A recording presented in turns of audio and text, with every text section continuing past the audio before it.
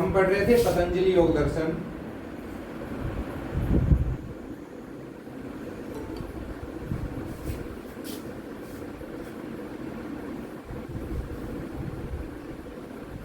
महर्षि पतंजलि द्वारा रचित पतंजलि योग दर्शन में हमने वही पाद कल की क्लास में पूरा कर लिया था और आज हम कर रहे हैं पतंजलि का दूसरा पाद, साधना पाद। साधना पाद के अंदर कुल 55 सूत्र होते हैं। कितने सूत्र बताए गए हैं? 55 सूत्र हैं। देखो 55 सूत्र हम पूरे नहीं पढ़ पाएंगे, परंतु जो इनका मुख्य मुख्य बातें हैं उनकी हम चर्चा जरूर करेंगे। तो साधना पाद में पहली चर्चा है क्रिया योग किसे कहते हैं। क्रिया योग मुख्य बात है। अभी जो पेपर हुआ था योगा प्रोफेशनल का, उसमें भी क्रिया योग का क्वेश्चन आया था। तो क्रिया योग को किसको कहते हैं? तप, स्वाध्याय,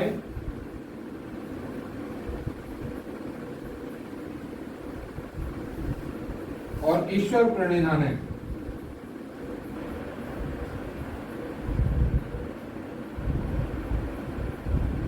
प्रणिधान को संयुक्त रूप से क्रिया योग कहते हैं। तो हमने 5 प्रकार की वृत्तियां पढ़ी थी इसमें समाधि पाद में, और वो कौन कौन सी थी? क्लिष्ट और अक्लिष्ट प्रकार की थी। और अब हम यहाँ पे साधना पाद के अंदर पढ़ेंगे 5 प्रकार की क्लेश। तो क्लेश कौन कौन से हैं? अविद्या,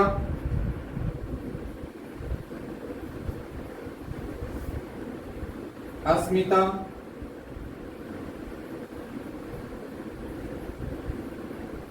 राग, द्वेष और अभिनिवेश।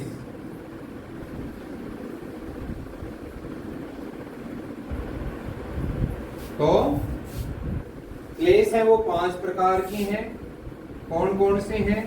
अविद्या है, अस्मिता है, राग है, द्वेष है, अभिनिवेश है। यहां से क्वेश्चन कई बार पूछा जाता है।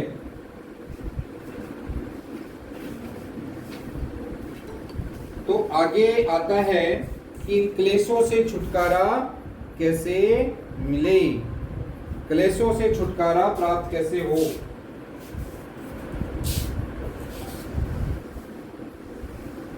साधना पाद के अंदर हमने पढ़ रहे हैं क्रिया योग, तप, ईश्वर प्रणिधानानि और स्वाध्याय क्रिया योग कहलाते हैं। क्लेश 5 प्रकार के, अविद्या, अस्मिता, राग, द्वेष, अभिनिवेश। और इन 5 क्लेशों से दूर करने का या छुटकारा पाने का क्या है? प्रति प्रसव प्रक्रिया द्वारा, प्रति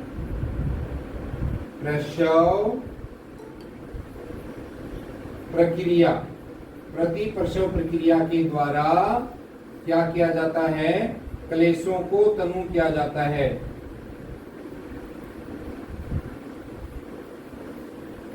तनु किया जाता है या सर्वथा नष्ट कर दिए जाते हैं।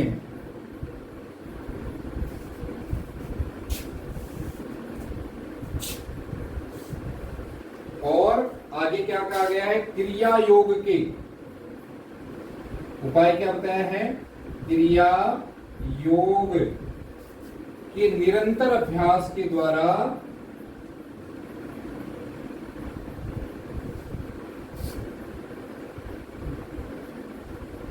क्रिया योग के निरंतर अभ्यास के द्वारा, है ना, जो क्लेश है उनको तनु किया जाता है और वृत्तियां ध्यान के अभ्यास के द्वारा हटानी चाहिए। फिर है क्लेशों का कर्माशय, बहुत ही अच्छा शब्द है।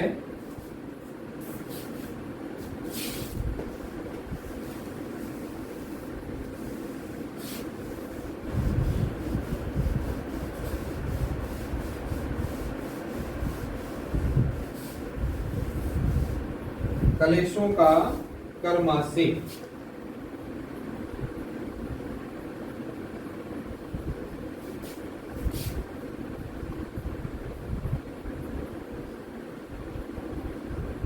कलेशों का कर्माशय क्या है? अविद्या आदि पंच कलेशों के कर्मों के संस्कार कर्माशय मूल वाले होते हैं। संस्कार जिसका फल दृश्यमान इन वर्तमान जन्म में और अदृश्यमान भावी जन्मों में भोगा जाता है। जो कलेशों का जो कर्माशय है, इसको क्या कहा गया है? इन्होंने क्या बताया है? कर्मों का संस्कार है। क्या है? कर्मों का संस्कार। कर्माशय क्या कहा है? कर्मों का संस्कार है जो कि वर्तमान जन्म में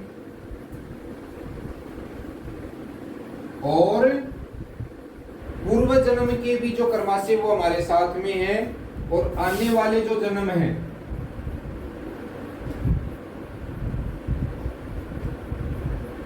जन्मों में भी क्या है? कर्माशय जो कर्मों का संस्कार है उसको भोगा जाता है।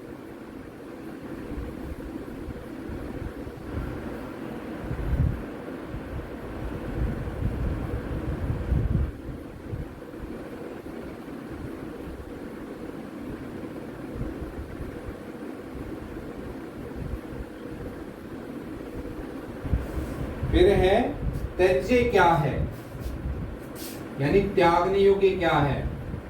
त्यज्य है। तो त्यज्य क्या है? भावी दुख,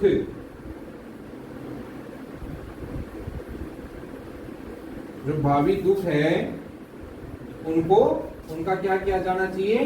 त्यज्य किया जाना चाहिए। दुखम अनागतम, जो आने वाले जो दुख हैं उनको त्याग करना चाहिए। और दुख का कारण क्या है?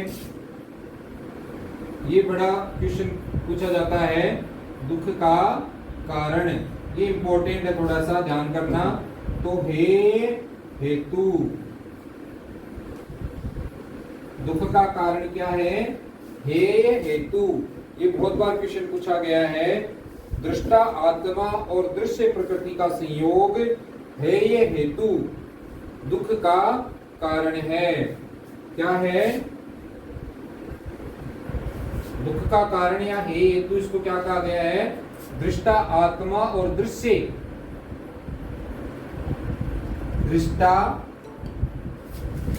दृष्टा आत्मा, आत्मा और प्रकृति, इसका जो मिलन है वो हेय हेतु है, दुख का कारण है। दृष्टा आत्मा और प्रकृति का मिलना, दृश्य प्रकृति का संयोग हेय हेतु या दुख का कारण है। फिर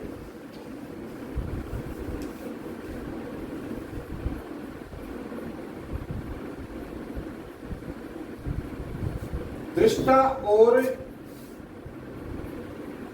प्रकृति, प्रकृति को दृश्य भी कहा गया है ना? इसके मिलने का क्या कारण है? इनके संयोग का क्या कारण है? चलो जाते हैं। समझ में आ रहा है?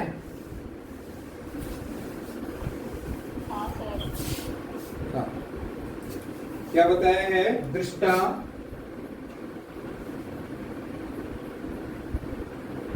प्लस दृश्य,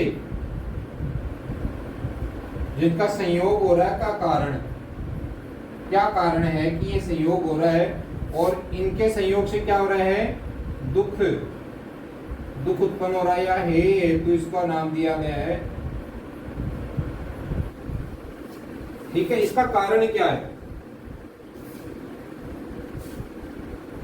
इसका कारण है अविद्या। क्या है?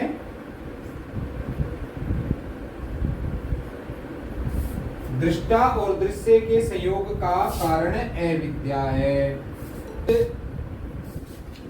यहाँ पे केवल्य पाद को प्राप्त करने का उपाय बताया गया है। केवल्य को प्राप्त करने का उपाय।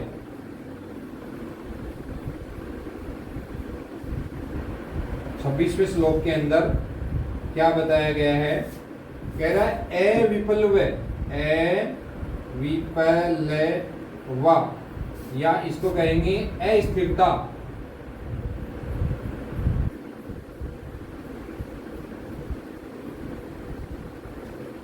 अस्थिरता,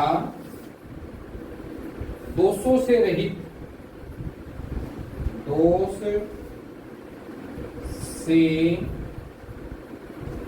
रहित विवेक ख्याति,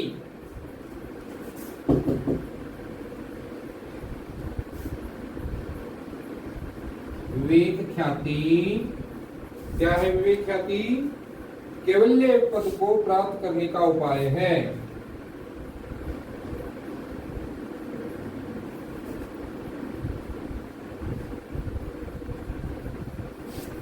प्राप्त करने का उपाय है।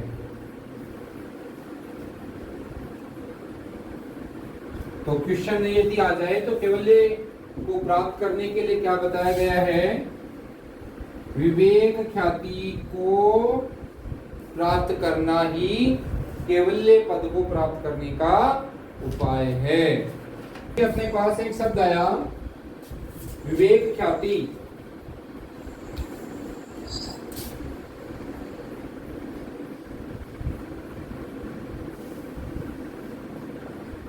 चलो, ये विवेक ख्याति कहां से आया, कैसे प्राप्त करेंगे इस विवेक ख्याति को? कहते हैं योग के अंगों का पालन, योग के अंगों का पालन या अनुष्ठान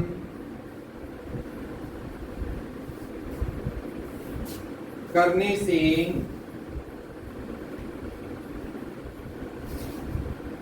अशुद्धि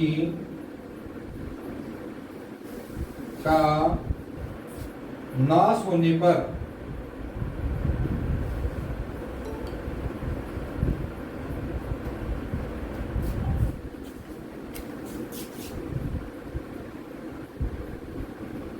अशुद्धि का नाश होने पर ज्ञान दीप्ति,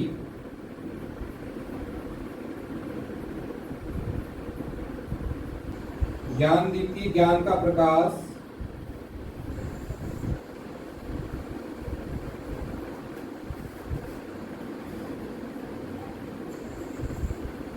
ज्ञान का प्रकाश है वो पूर्ण विवेक ख्याति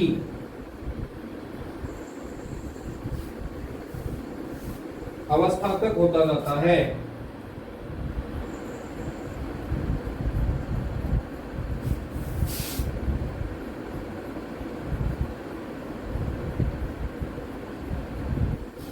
तो विवेक ख्याति के लिए क्या कह रहे हैं कि योग के अंगों का पालन अनुष्ठान करने से अशुद्धि का नाश होने पर ज्ञान दीप्ति यानी ज्ञान का प्रकाश, ज्ञान का प्रकाश पूर्ण विवेक ख्याति अवस्था तक होता जाता है। जो विवेक ख्याति हमने अभी देखा, विवेक ख्याति को क्या बताया गया था कि केवल्य प्राप्त करने का उपाय क्या? विवेक ख्याति। और विवेक ख्याति क्या? योग के अंगों का पालन या अनुष्ठान करने से अशुद्धि का नाश हो जाता है। किसका नाश हो जाता है? अशुद्धि का नाश होने पर क्या उत्पन्न होती है? ज्ञान दीप्ति यानी ज्ञान का प्रकाश उत्पन्न होता है और वो पूर्ण विवेक ख्याति अवस्था तक होता जाता है, यानी ज्ञान दीप्ति फैलती जाती है, उड़ती जाती है।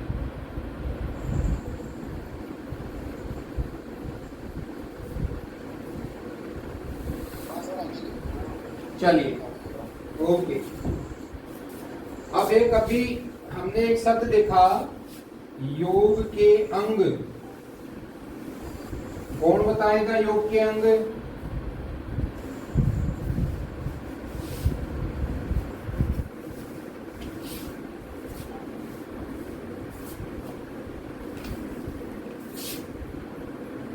योग के अंग, या इसको कहेंगे अष्टांग योग। कौन कौन से अष्टांग योग हैं? पहला है यम, दूसरा है नियम, तीसरा है आसन, चौथा है प्राणायाम, छठा है प्रत्याहार,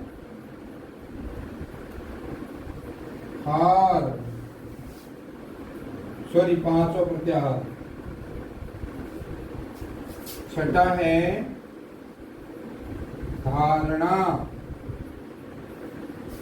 सातवां है ध्यान, और आठवां है समाधि।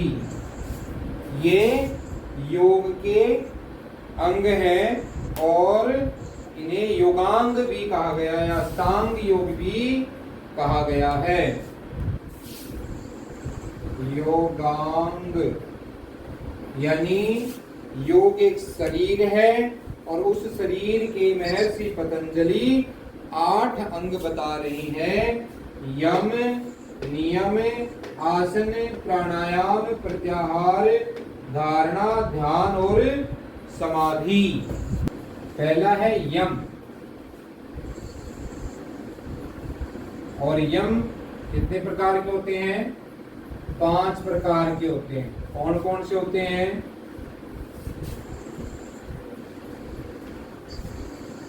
पहला है अहिंसा, दूसरा है, इनको अच्छे से याद करना, सत्य, तीसरा है अस्ति,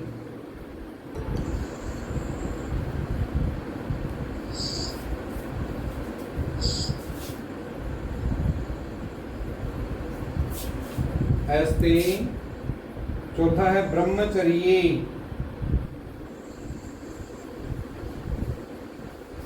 पांचवा है अपरिग्रह,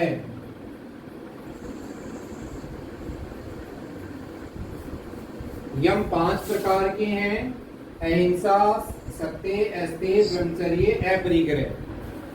ठीक है, ये 5 आपको नाम याद रखने हैं और 5 ही नियमों को भी याद रखना है।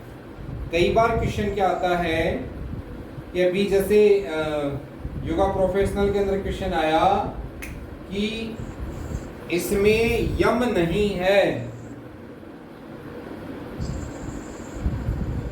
इसमें यम नहीं है ना, तो ऐसे ऑप्शन दे दिए, ठीक है, और नियम वाले भी डाल दिए और पूछ लिया कि इसमें यम नहीं है, ठीक है, तो 3 तो आ गई, ये वाले अहिंसा, अस्ते, और एक डाल दिया सोच, तो यम नहीं है। कौन नहीं है?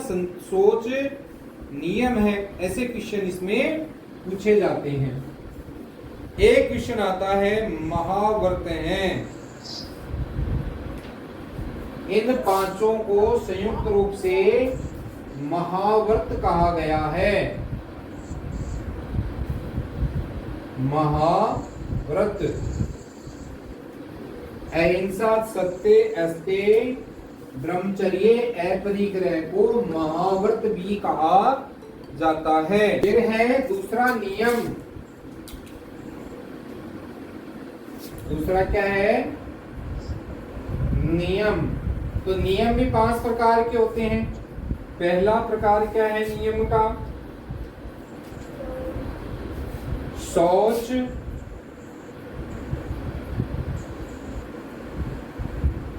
संतोष,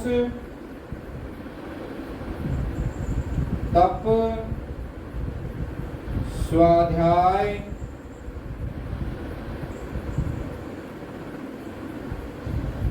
और ईश्वर प्रणिधान।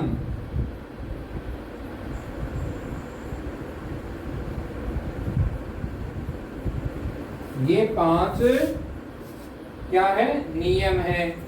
तप, स्वाध्याय और ईश्वर प्रणिधान को संयुक्त रूप से क्या कहा गया है? क्रिया योग। शुरुआत में पढ़ा था, क्रिया योग किसे कहा गया है? तत्स्वाध्याय और ईश्वर प्राणिधान को। एक शब्द आता है प्रतिपक्ष भावना। प्रतिपक्ष भावना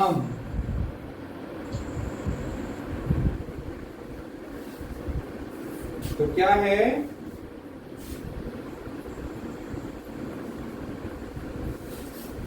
जब यम और नियम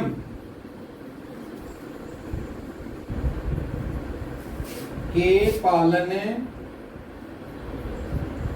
में बाधा आए, पालन में बाधा,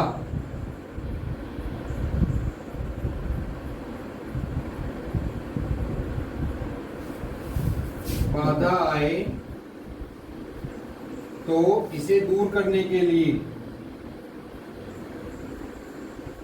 तो प्रतिपक्ष भावना,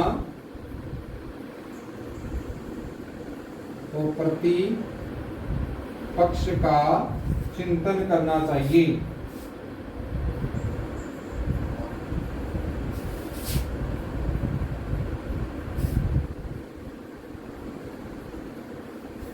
ये कब बताया गया? प्रतिपक्ष भावना का चिंतन कब करना चाहिए? जब यम नियम के पालन में बाधा आए तो प्रतिपक्ष का चिंतन करना चाहिए।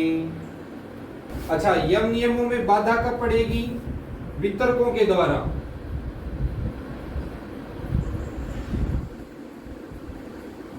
वितर्कों के द्वारा यम नियम के पालन में बाधा उत्पन्न होती है। ये भी लिख लो साथ ही। क्या? वितर्क।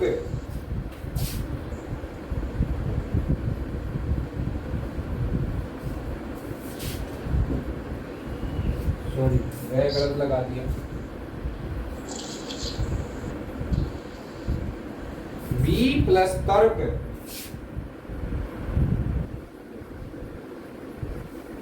तर्क वी यानी उल्टा। ठीक है, इतना ही समझ लो इसको। वितर्क यानी उल्टा, यानी यम और नियम का विपरीत भाव का या विरोधी तर्क, तर्क वितर्क कहलाते हैं।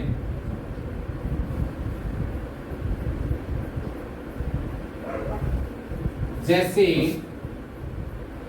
अहिंसा, इसका वितर्क क्या है? हिंसा। फिर है अस्ते, अस्ते का उल्टा क्या हो जाएगा?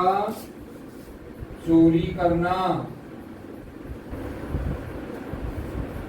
और सत्य का असत्य बोलना। ऐसे ही अपरिग्रह का परिग्रह करना यानी इकट्ठा करना। ऐसे ही हम सोच संतोष की बात करेंगे तो सोच का उल्टा क्या हो जाएगा? साफ सफाई न रखना, संतोष न रखना, तप नहीं करना, स्वाध्याय नहीं करना, ईश्वर प्रणिधान यानी ईश्वर के प्रति अपने आप को समर्पित न करना। ये क्या है? वितर्क।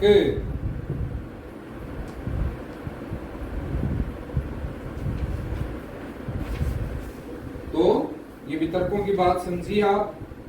तो अभी हमने एक प्रतिपक्ष भावना शब्द लिया था, उस प्रतिपक्ष भावना क्या है ये जानेंगे दोबारा। वितर्क समझ में आया? यम नियम का विरोधी तर्क,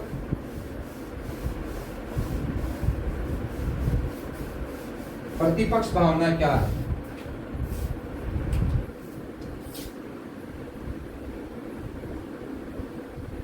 पक्ष भावना तो क्या? वितर्क है जैसे कि हिंसा आदि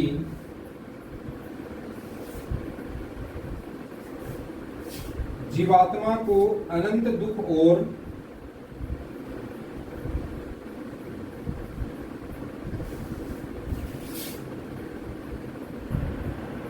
अनंत दुख और अज्ञान के रूप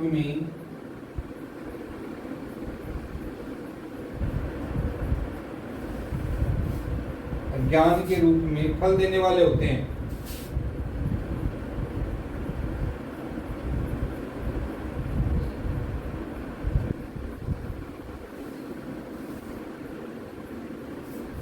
इस प्रकार का चिंतन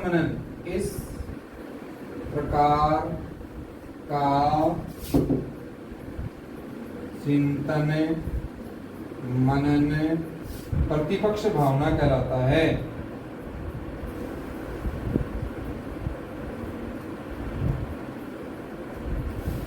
प्रतिपक्ष भावना कहलाता है।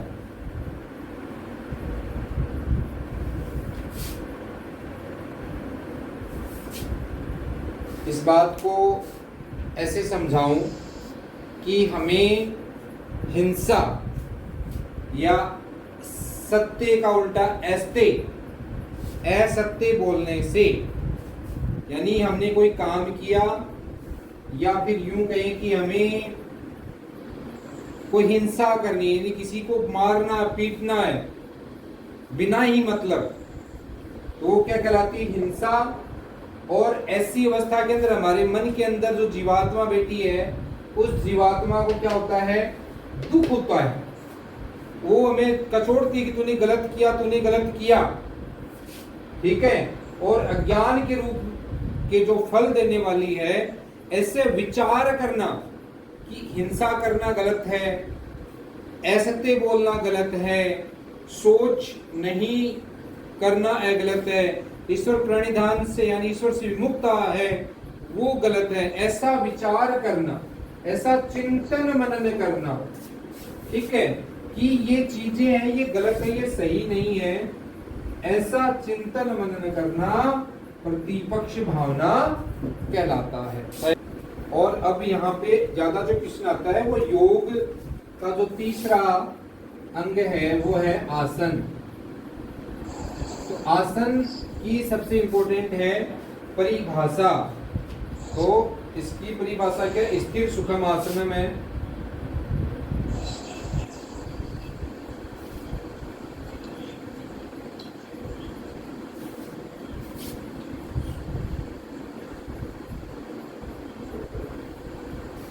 स्थिर सुखम आसनम यानी स्थिरता पूर्वक और सुखमयता से युक्त होकर जो शरीर की अवस्था बनती है, शरीर की जो स्थिति बनती है, वह आसन कहलाता है।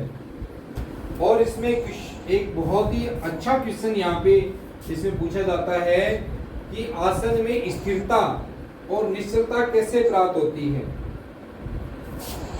आसन में ये जरूर आप याद रखें, स्थिरता और निश्चलता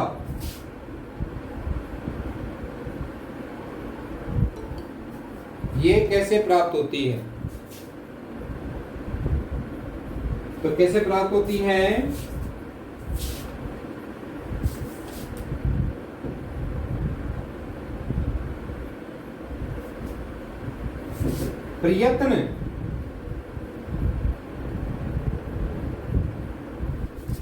प्रयत्न की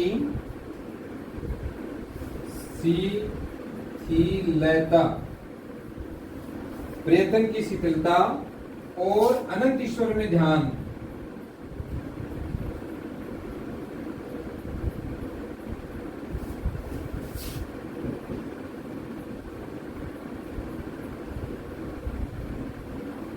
अनंत ईश्वर में ध्यान लगाने से आसन स्थिर व सुखपूर्वक हो जाता है।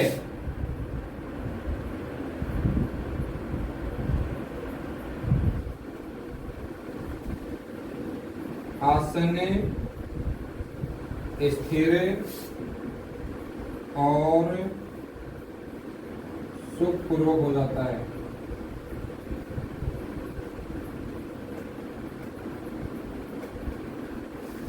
ठीक है, ये थोड़ा इंपॉर्टेंट है ना, कि प्रयत्न की शिथिलता और अनंत ईश्वर में ध्यान लगाना क्या है, आसन की स्थिरता और सुखपूर्वक हो जाता है। जब आसन में स्थिरता आ जाती है तो क्या घटित होता है, कह रहा है आसन में स्थिरता आ जाने पर क्या घटित होगा, या स्थिरता भी बोलते हैं, इसको सिद्धि भी बोलते हैं।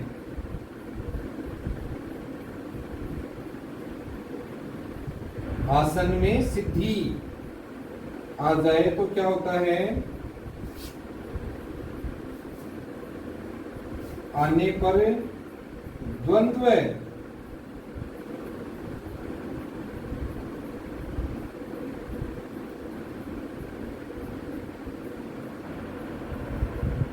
अनभिघात,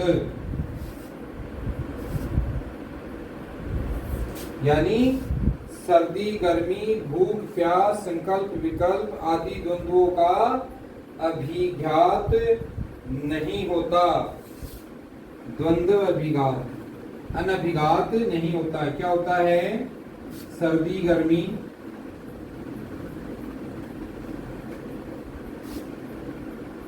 भूख प्यास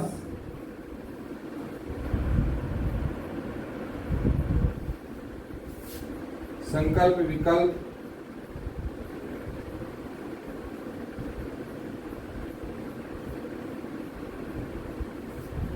आदि जो द्वंद्व हैं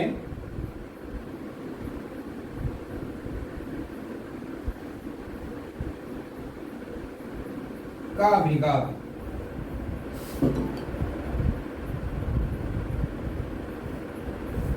अभिघात नहीं होता।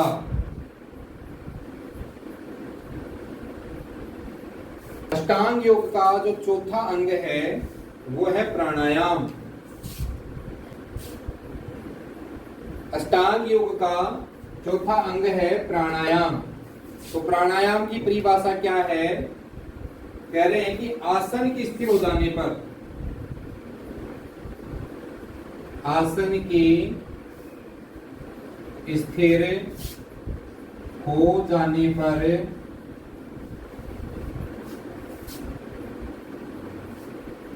श्वास प्रश्वास की स्वाभाविक गति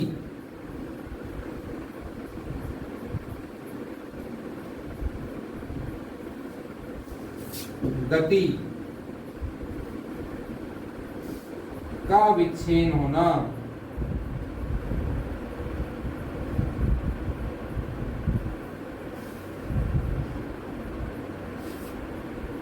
प्राणायाम कहलाता है।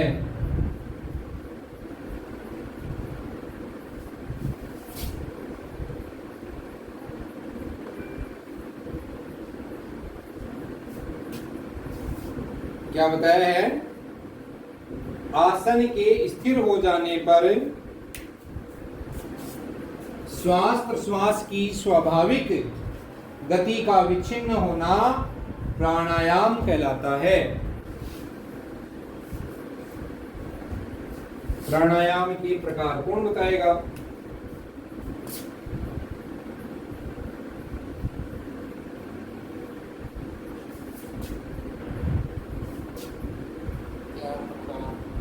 प्राणायाम 4 प्रकार के होते हैं। Very good. महर्षि पतंजलि के अनुसार प्राणायाम 4 प्रकार के होते हैं। पहला है बाह्य वृत्ति, दूसरा है अभ्यंतर वृत्ति, तीसरा है स्तंभ वृत्ति,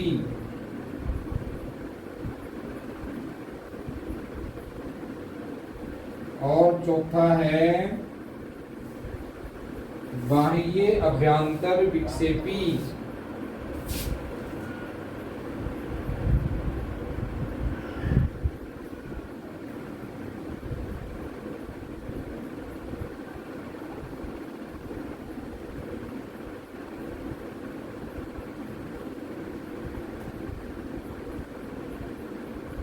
बाह्य अभ्यंतर विषयाक्षेपी,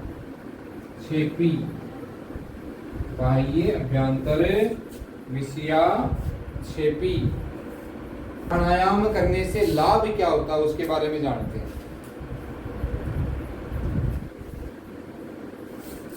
प्राणायाम का लाभ, प्राणायाम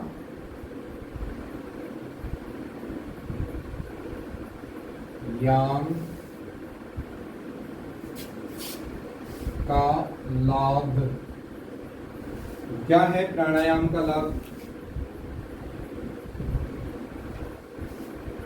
तो प्राणायाम के अभ्यास से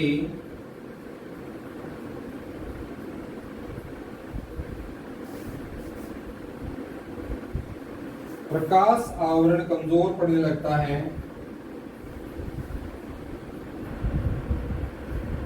प्रकाश आवरण कमजोर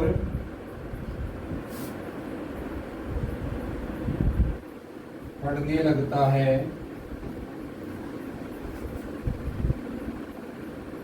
तथा धारणाओं का अनुष्ठान कर सकने की मानसिक क्षमता प्राप्त होती है, तथा धारणा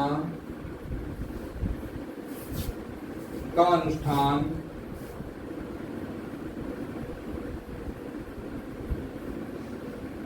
करने की मानसिक क्षमता प्राप्त होती है।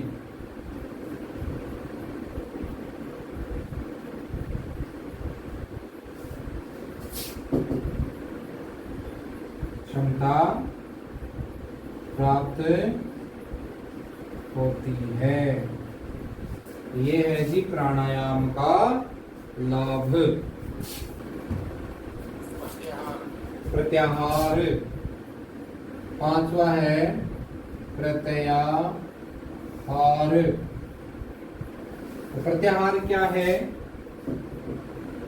इंद्रियों का अपने विषयों के साथ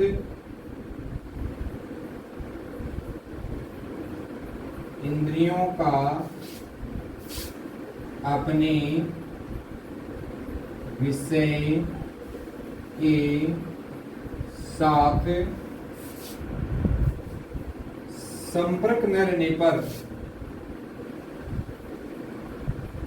संपर्क न रहने पर उनका चित्त के सदृश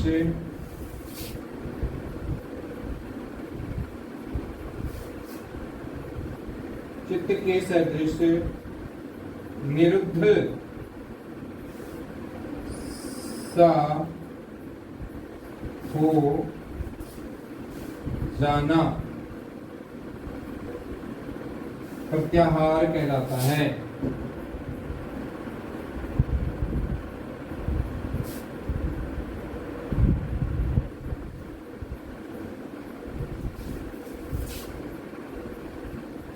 क्या बताया? इंद्रियों का अपने विषय, इंद्रियां हैं 5, आंख, नाक, कान, जीभ और त्वचा। इनके जो विषय हैं, आंख का विषय देखना, दृश्य, त्वचा का स्पर्श, जीभ का स्वाद और कानों का स्रोत, इन विषयों के साथ संपर्क में न रहना, यानी कि ये विषयों से संपर्क से टूट जाए और उनका चित्त के सदृश निरुद्ध सा हो जाना प्रत्याहार कहलाता है। और अगला पॉइंट है प्रत्याहार का लाभ। प्रत्याहार का क्या लाभ हो जाएगा? साधक को सहज ही इंद्रियों पर परम अवस्था प्राप्त हो जाएगी। साधक को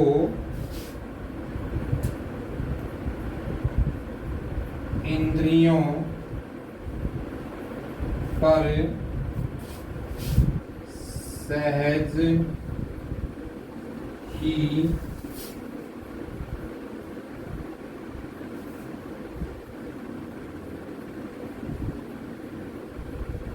सहज ही परम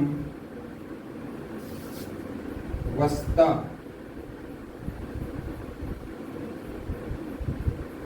प्राप्त हो जाएगी। ये है 2/55 नंबर का श्लोक। और इस प्रकार से साधना पाद पूर्ण होता है। साधना पाद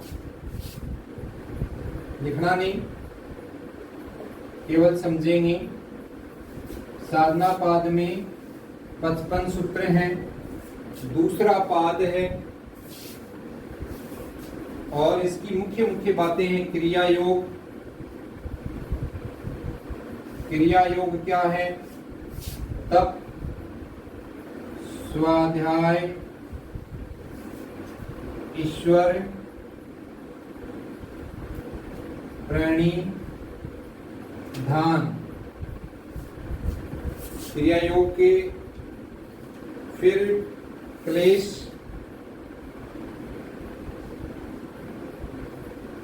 हैं 5। कौन से? अविद्या, अस्मिता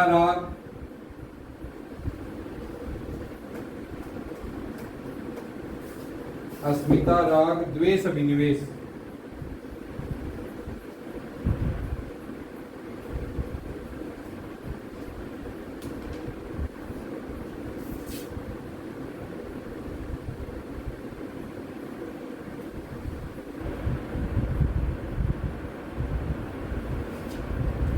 और इनसे छुटकारा कैसे पाया जाए? क्लेशों से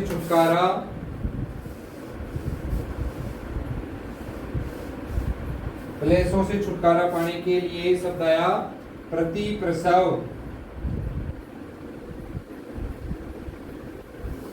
प्रति प्रसव प्रक्रिया के द्वारा क्लेशों से छुटकारा पाया जाता है।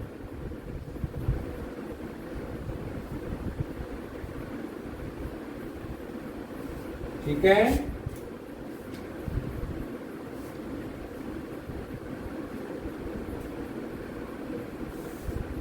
फिर एक शब्द है त्यज्य। क्या है?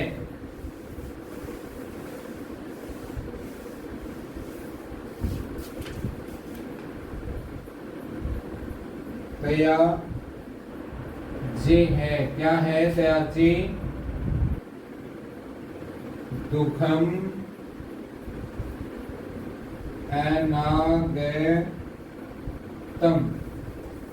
अनागतम। और दुख, ये इसको हेतु कहते हैं, का कारण क्या बताया गया है?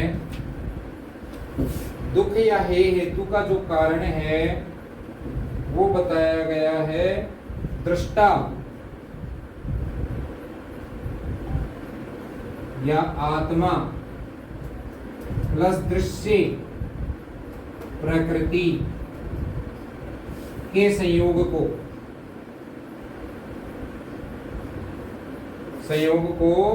दुख का कारण बताया गया है। दृष्टा, आत्मा, दृश्य, प्रकृति के संयोग को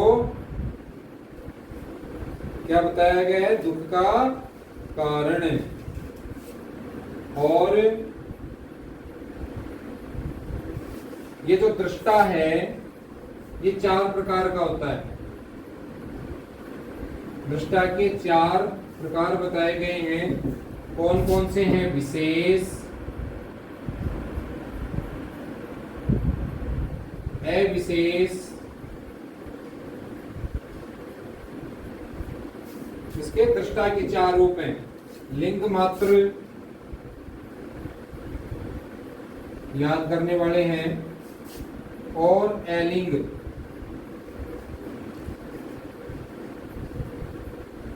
दृष्टा के 4 प्रकार हैं। क्या क्या है? विशेष, अविशेष, लिंग मात्र, आलिंगन, सॉरी लिंग मात्र, एलिंग।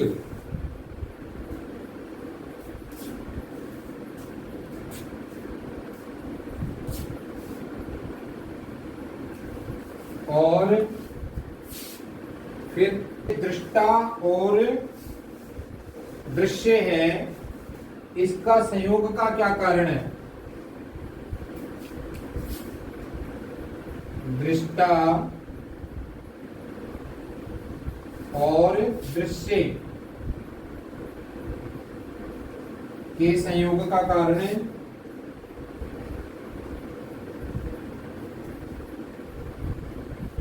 क्या बताया है? अविद्या। अविद्या इसके संयोग का कारण बताया है। फिर केवल्य की प्राप्ति,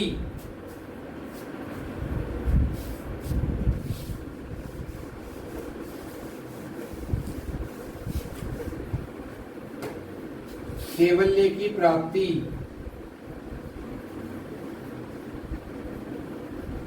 प्राप्ति का उपाय किसे बताया है? विवेक ख्याति को। और विवेक ख्याति कब प्राप्त होती है? योगांगों के अनुष्ठान से। योगांगों के अनुष्ठान से विवेक ख्याति की प्राप्ति होती है। और ये योगांग कौन से हैं?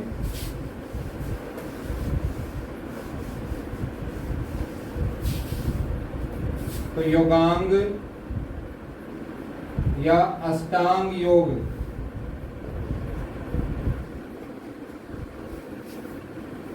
अष्टांग योग कौन से हैं? यम, नियम, आसन, प्राणायाम, धारणा, धारणा से पहले प्रत्याहार, धारणा, ध्यान, समाधि। ठीक है। तो फिर चर्चा करते हैं यम की। तो यम 5 प्रकार के होते हैं। यम कितने हैं? 5। कौन कौन से हैं? अहिंसा,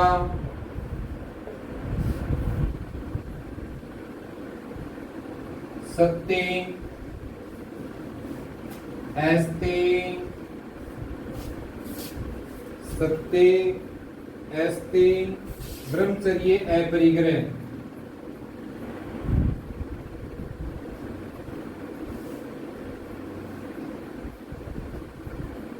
और इन 5 को संयुक्त रूप से क्या कहते हैं? महाव्रत। क्या कहते हैं इनको?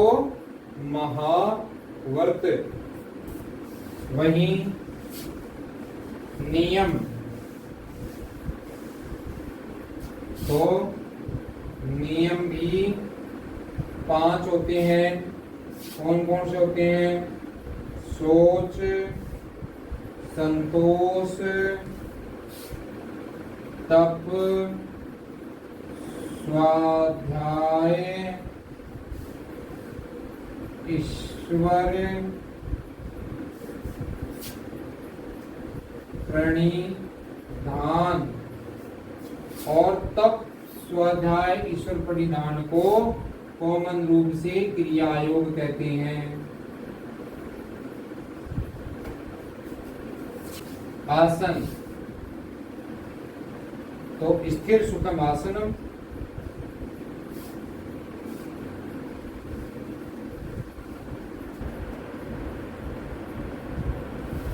स्थिर सुखम आसनम, ये आसन की परिभाषा है। इसको कैसे प्राप्त किया जाता है? स्थिरता को कैसे प्राप्त किया जाता है?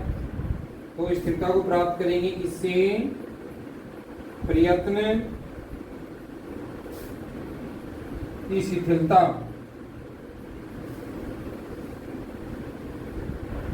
प्रयत्न की शिथिलता और अनंत ईश्वर का ज्ञान।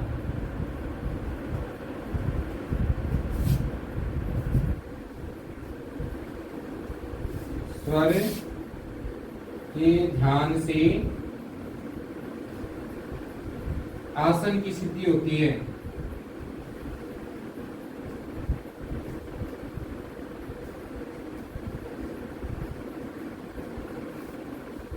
ठीक है, फिर प्राणायाम।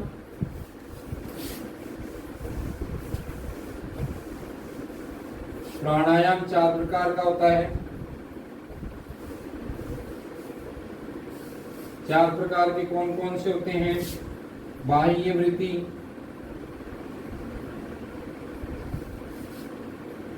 अभ्यांतर वृत्ति,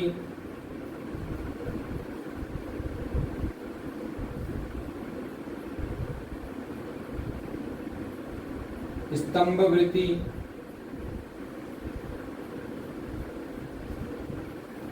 और चौथा प्राणायाम है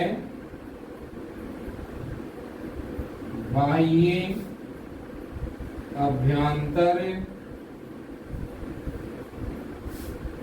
विषयक्षेपी,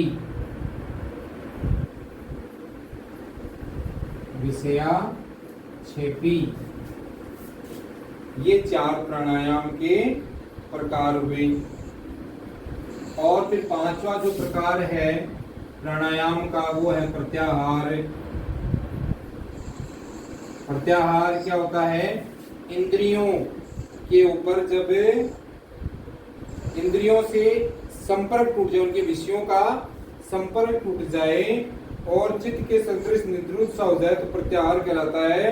और प्रत्याहार घटित हो जाने से साधक को सहज इंद्रियों पर परम अवस्था मिल जाती है। तो प्रत्याहार मतलब प्रत्याहार करने से इंद्रियों पर परम अवस्था, इस पे इंद्रियों पर